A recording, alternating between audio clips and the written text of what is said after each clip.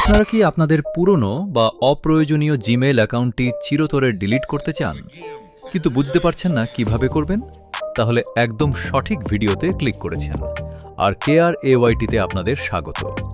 আজকের ভিডিওতে আমি আপনাদের একদম সহজভাবে স্টেপ বাই স্টেপ দেখাবো কিভাবে একটি জিমেইল অ্যাকাউন্ট পার্মানেন্টলি ডিলিট করতে হয়।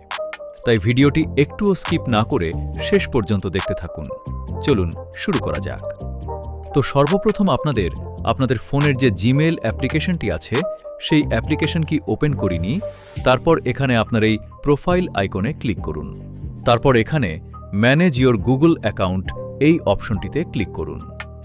তারপরে একটু স্ক্রল করুন, তারপর ডেটা এবং প্রাইভেসি অপশনটিতে ক্লিক করুন।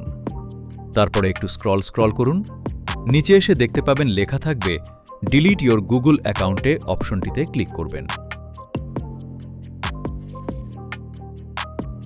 তারপরে আবার একটু স্ক্রল করবেন, তারপর এই দুটো বক্সে টিক দিয়ে দিবেন আর ডিলিট গুগল অ্যাকাউন্ট অপশনে ক্লিক করবেন।